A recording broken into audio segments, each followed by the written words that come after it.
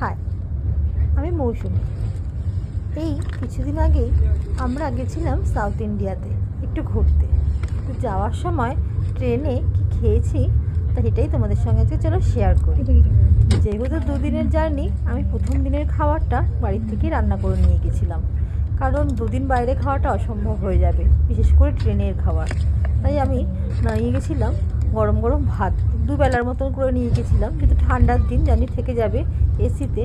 আর যেহেতু আমরা ছিলাম হচ্ছে সেকেন্ড এসিতে, তো সেখানে প্রাইভেসির অসুবিধা হয়নি। আমাদের সিটটা পড়েছিল সাইড বার্থ, পুরোটাই আমরা পর্দা দিয়ে সুন্দর আলাদা করে নিতে পেরেছিলাম।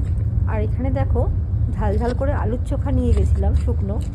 শুকনো খাবারটাই একটু বেশি প্রেফার করেছি, কারণ বেশি ঝোল হলে খাওয়া দাওয়াতে নিয়ে যেতে অসুবিধা হবে।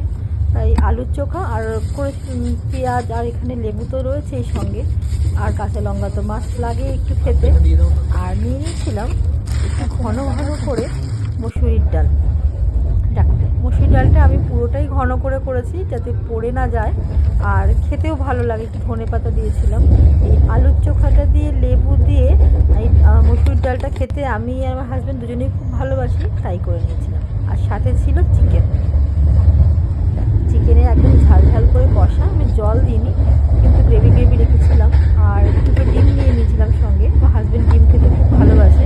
তাই ও বলছিল চিকেনের সঙ্গে দুটো ডিমও দিয়ে নাও, একবেলা ডিম খাওয়া যাবে। তো তাই দুপুরবেলা অল্প চিকেন নিয়ে আমি ডিমটা নিয়েছিলাম খেতে, আর রাত্রেবেলা পুরো চিকেনই ছিল।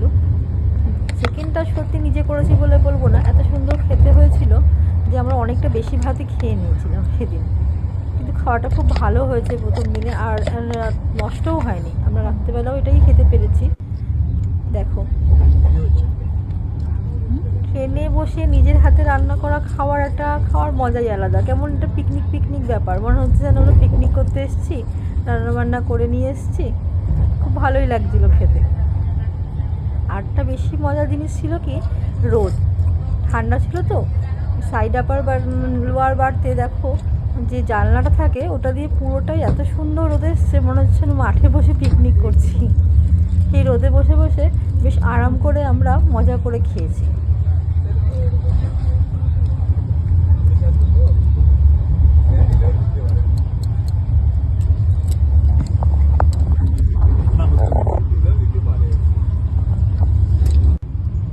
খাওয়া দাওয়ার পরে একটা কমলা লেবু নিয়ে বসেছি, আরাম করে লেবু খেতে খেতে আর দুজনে মিলে গল্প করতে করতে আর বাইরের দৃশ্য দেখতে দেখতে আমরা পৌঁছে গেছি সাউথ ইন্ডিয়ার অনেকটাই কাছাকাছি।